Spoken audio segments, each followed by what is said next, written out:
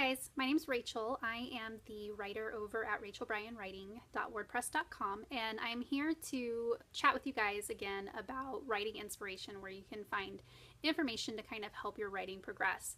I'm more of a crime writer, scary story, haunted house, that kind of thing.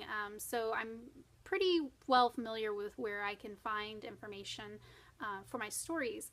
I tend to think that if you research your given genre and are willing to put in the time and effort to making it accurate, you can make a much more interesting story. And people aren't going to sit there and nitpick the details apart about how, oh, they wouldn't really investigate a crime scene like that, or they wouldn't really interview someone like that, or a serial killer wouldn't really do that. So I'm wanting to chat with you today just about how you can make your stories more factually accurate, especially if you're in the crime or if you're in the horror story type of genre. So one of the things that I like to do is I like to watch documentaries. Right now Netflix has a lot of really great things on their site, so that's a great place for you to go and get information. If you are writing about a serial killer in any of your stories, Netflix right now has a documentary on there called Interview with a Serial Killer. I'm about halfway through it right now, and it's pretty interesting. I guess that's why you need these kind of documentaries, because I can never wrap my head around why people do some of the things that they do. And so it's kind of interesting to be able to hear interviews from them and be able to hear their perspective on how things went and why they did what they did.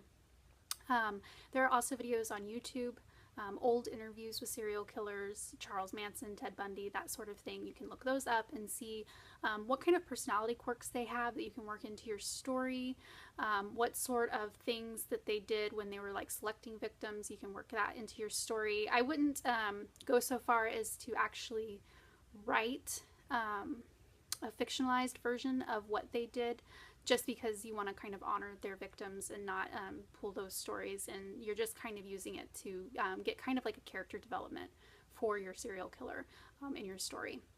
If you're looking for criminal investigation information, Netflix also has documentaries called the FBI Files, The New Detectives. There are a couple others on there that are really, really great, and they just go so in depth.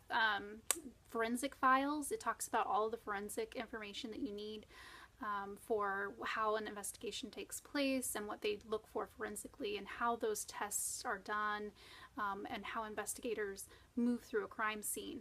The FBI Files talks about more elaborate scenes, crimes. So if you're into things like writing about bank robberies or writing about jewel heists or things like that, there are some episodes on FBI Files that you can watch to get information and inspiration from.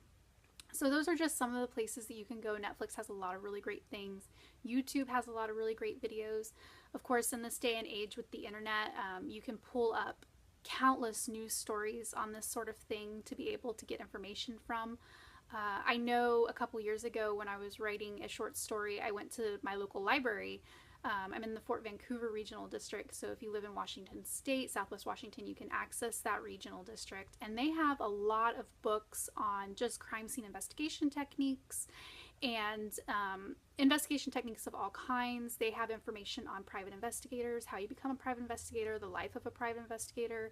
So you can put all of that information into stories. So there is a wealth of information out there. It's just a matter of being able to really motivate yourself to get up and go and make your story as accurate as possible. People can suspend disbelief for a short period of time, I think, when you're reading crime stories or bank robbery stories or horror stories or things like that. But there has to be some sort of factual element to it so that people aren't suspending disbelief the entire time. Granted, if you're writing in like sci-fi or something, suspending disbelief is pretty much going to be the whole story. So if you want to continue writing and making it factually accurate, I would definitely take a look at Netflix, go to your local library, get on Google, look up some news stories. There's just so much out there. If you want more information, I'm going to be posting lots of how-to videos.